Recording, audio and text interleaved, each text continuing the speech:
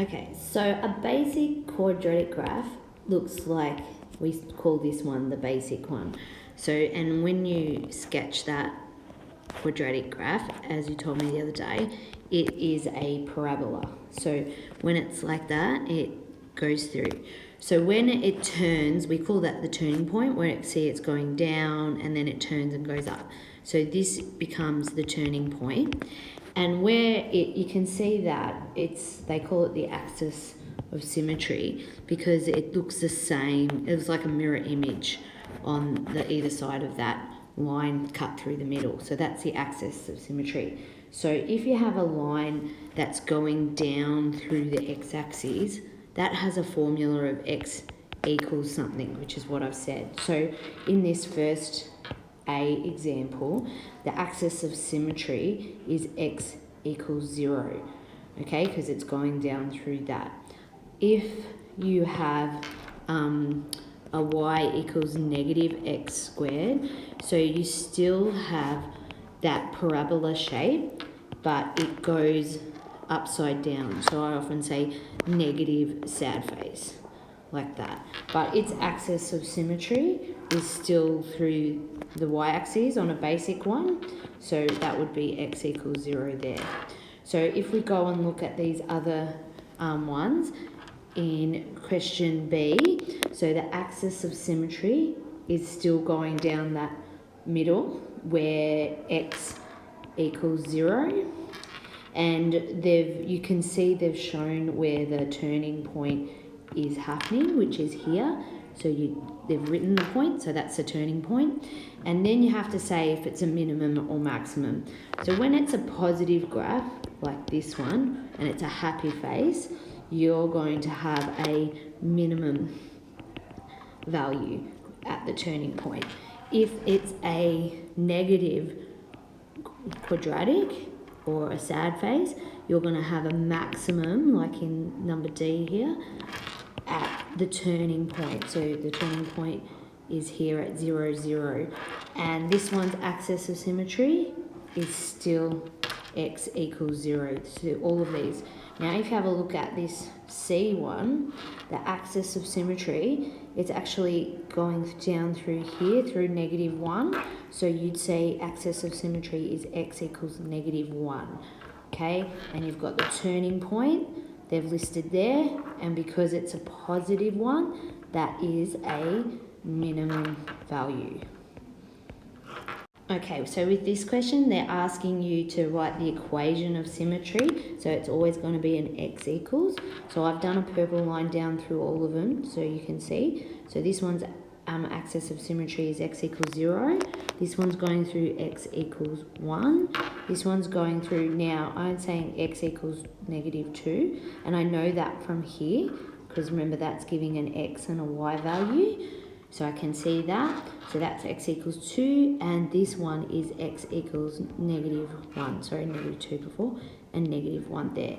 So then it asked me to do the turning points, which I've highlighted in green. So they're pretty easy. You can see where it's turning. And then once again, they've asked me to say whether it's maximum or minimum. So a positive quadratic, that's have a happy face, has a minimum. Because you can see it's the lowest value, where this is the highest value the line can be on a negative, so that's a maximum. This is a minimum over here, and number D is a maximum. Okay, so here they've said consider the function y equals x squared plus x, so it's a quadratic because it has an x squared, and it says complete the table. So all you have to do is every time you see x in the formula, you have to put what x is up here in the table of values. So because the formula is x squared plus x, I'm going to substitute in negative 4 this time, where I see x, and then I'll work that out. So remember, a negative by a negative becomes a positive, so it's 16, and that's minus 4, so that will equal 12. So that one is 12. And then you go on and you do all the rest. Okay, so here they're asking us to copy and complete the tables and then list the coordinates of each of the points. So you're doing exactly what you did before. You're subbing in the x value into the rule. So y equals 2 times, this one's negative 2 squared. So that will be 2 times 4, which equals 8. So you put 8 there, and then this becomes a coordinate. So the coordinate becomes negative 2 is the x value, and 8 is the y value. So you just do that along for all of them. Okay, so with this one, when they say consider the equation for, and you see up here in the negative 3 to greater than negative 3 but less than 3, just means you've got to set the table up from negative 3 to 3. So I've done that down here to show you, and then you would substitute, it says make a table of values, so you substitute in all the values and find the y. So for this one, it'd be negative 2 squared plus 2, because that's the formula. So I've got 4 plus 2 and 6, so I put 6, and then you do that for all of them. Okay, then it asks to state the axis of symmetry. So what I can tell you, when you have graphs like this, the y equals, and it's just an x squared plus 2, of a basic graph, so remember before I said a basic, so like the y equals x squared, that just goes through 0, 0, like that. When you have the plus 2, it just moves the graph up by 2. So this one, sorry, I'll just actually draw it now. This one actually just goes up like this, still, and it moves from this 0 up 2. So that point there is 0, 2. So you can see that the axis of symmetry is still down along that y-axis, and that is x equals 0 along there. State the x-intercepts for each of for this equation. So this one doesn't cross the x-axis, so there's no x-intercepts. Okay, if I do the next one down here in the green, so we do the same, we'd substitute the values in. So I'd have y equals negative 2 squared plus 3 this time. So that would be 4 plus 3 is 7. And then you fill in the table. Okay, and if I quickly drew this one, what you can see, it is, because it's y equals x squared plus 3, it's just moved the graph up 3, so it looks like this. It's up there at, so the turning point's at 0, 3, and the axis of symmetry is still down along here at x equals 0. Okay, so if you have a quadratic graph that just is y equals a number times x squared, if a is bigger than 1, so for example 3, 2, you see 3, 2 and all that, the graph gets very narrow, gets narrow as it gets bigger. So say this one, 3x squared will be wider than 4x squared will be narrower. If you have a fraction number less than 1, so like half x, that will be this one, it would be a wider graph. Okay, now also take note, let's have a look. If you see this one, these two are negative, aren't they? So they should be a sad face. So I've only got this one and this one that are negative, and I know the 4, it's a bigger number, so it'll be a narrower one. So this looks narrower, so I'll call this one the y equals negative 4x squared, and this one will be the y equals negative 2x squared. If we look at the, this one here, this will be the fattest one because it's a half, so that's probably E here. Y equals a half x squared, and oh no, there was 2 negatives, sorry, oops, that one. So that one's the basic one. This is y equals x negative x squared, sorry, and then half, and what else do I need? I need this 4x squared, and I'd say that's that one. and this one will be the 3x squared. Okay, so when we're asked to sketch this one, so see how, like I said before, this is just a basic one, and the 2, it will move it up 2. So over here, I'd have this basic quadratic, and this turning point's moved up to 0, 2. Now it's asking me to do the axis of symmetry, so it hasn't moved left or right, so it's x equals 0. And if we look at what it is, it's when it's a positive graph, that's a minimum value, and they want me to do that too. All right, if I look at this, the next one here, B, so it's it's moved down. That means it's moved down 5 along the axis of symmetry. So I've gone down here to -5. So it's still, it looks like that because it's still positive graph.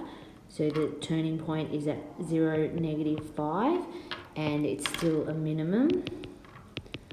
And you can see the axis of symmetry is still along here at x equals 0. Okay, and if I do the last one here, the x equals, now this is a negative, so y equals -x squared plus 3, so it's going to be a sad base, but the turning point moved up 3. So you still got 3 here, but it's a sad like that. So your turning point is at 0, 3, and you can see now that it's a negative, it's a maximum value, but we can see the axis of symmetry still is along here. It hasn't moved left or right, just up and down. So this plus, when you have y equals x squared plus or minus this a value, this moves it up and down, this value. If you go into this next one, we're still doing it, okay, so this, we're still moving it up and down. This is like a +4, so we've got the y-intercepts up here, and it's a negative graph, so we negative like that. So you put your turning point at 0, -4, and the axis of symmetry is still there. Now it says estimate your x-intercepts, so just have a stab. It's 2 and -2 and 2. You haven't had to do that. All right, so now check this one. This one is B. The y-intercept's at -4, so put -4. So you know there, it's 0, -4. Now it's also a negative graph, so it's looking like this. So it's going down there like that. Okay, still sad face. So axis of symmetry still here, but it looks like this. And there's a maximum there. All right, and this one has no x-intercepts. Okay, and if you look at this final one here, C, so y equals 1 minus x squared. So the y-intercept is at 1, but it's a negative graph, so it's going down like that. So you might put 0, 1, okay? And the intercepts, if you roughly estimate, it's going to be -1 and 1. Okay, and the axis of symmetry still down here on x equals 0. Alright, so like what I've written up here, when you have x plus something in brackets and then you square it, it moves the k value, or if you've got a number there, it moves it left and right. Now be careful, a negative moves the graph, so a negative moves the graph to the right, and a positive number will move the graph to the left. So see, in the first one I've said, because it's -2 here, -2, I looked for one that's moved the graph to -2. Okay, so when we're looking for this one's just a basic one, so it should be going through 0, 0, and there it is. So there's B. If I look at this next one, the green, so +3, means it's moved to the left, by 3. That means a basic one. So can we see here that's moved from 0, 0 to -3. So this one will be that one. If I do this one, now take note, there's a negative there, so it's a sad face, and this +2 has moved it to the left. So we've gone left 2 and we've got a sad face. So you can see that. So that one's E. And if we keep going, maybe this one, it's -3. So it's moved the graph it's moved it right by 3. So that's this one's going to the right. So F, and then there's the last one, which it's good, it's moved there, that one is there.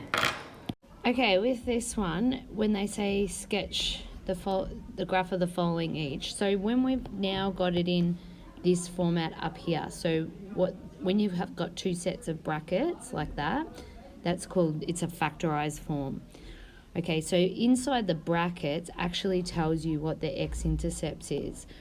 All you have to do is it's actually the opposite sign. So see down here on the one I've done the first one.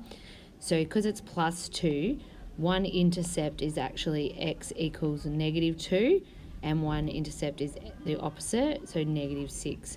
So I go and pop them on the graph and then I draw it. Now, to work out, because they're asking for the x and they're also asking for the y-intercept, if you expanded those brackets out, so say I did that, so you go x times x, it'll be x squared plus 2x, plus, what am I doing, 6x plus 12. So when you get, if you expand that out, 8x plus 12, remember the number by itself is the y-intercept, so that's 12. That's why it's up there. You could just quickly, because you're not really asking, they're not asking you to expand it all out, you can just times the last two numbers together to get the y-intercept. So let's go and do the next one. All right, so here the y equals negative x minus 3 times x minus 5. So the x-intercept is going to be the opposite, so it'll be x-intercept is going to be +3, and also the other one will be x-intercept equals +5. So we're going to change the sign. So we've got +3, I'm just roughly doing it, +5, and then I'll times those two numbers together, so -3 times -5 equals +15. So 15 will be the y-intercept, and then you just check. Now that'll be a positive one, so we go like that, and done like that. Okay, and then the last one, if I do the last one for you, so the x-intercept will be 3 will be one of them, and x will be -1. So you've got -1 and 3, and then if you times those two numbers together to get the y-intercept, so the y-intercept will be -3, so down here, and then you can draw that like that. Sorry, that's a bit messy. Do your parabolas neater, like nice and neat. All right. Now, the last bit you've got to do, looks like, is that they're going to give you the equation in this format up here. So what I'm showing with what I mean by when I have an A there, that means that's going to be a number. And generally for you, it's going to be 1. So if you look at the examples here, that's 1. Okay, A would be 1. And then you pick the number in front of B will be a number, and C will be a number 2. All right, so if you look at your little examples, this would be A. Okay, so this is A, this 8 is B, and that is C. Alright, so we also get a formula. We can find x at the turning point. So what I mean is when you have your little parabola, you can work out the x value of that point using this formula, which is -b/2a. So what you're doing is you're taking the number that b is and dividing it by 2 times the number a is. So I've done that one down here. so here I found that I wrote the formula, and in the first example, b is negative 8. Is 8, so the formula says to make it negative, so I make it negative 8 over 2 times a, which is 1. And then I found out, keep simplifying, I found out that x is negative 4. So I know that x is negative 4. To find what y is at that turning point, you pop this x equals negative 4 into the formula. So that's what I've done there. Okay, so let's go do this other one together. So we've got y equals x squared minus 4x minus 12. So you can read off that that's the y-intercept, so you know negative 12. Okay, I'm going to find roughly the turning point. So the turning point, x equals negative b over 2a at the turning point. So here, a is equal to 1 and b is equal to negative 4. So if I pop that into this formula, I'll have negative 4 over 2 times 1. So remember, a negative will become a positive, negative, over 2, which equals 2. So x equals 2 at the turning point. To find y, I'm going to put that x equals 2 into the formula. So the formula is x squared minus 4x minus 12. So I'm going to go 2 squared minus 4 times 2 minus 12. So that'll be 4 minus 8 minus 12, which equals negative 16. Okay, so it's the turning point is at 2 and negative 16, so roughly there. So, this is a bad graph, sorry, no. But there you go. So it'll look something like that, and you'll say turning point is 2, negative 16.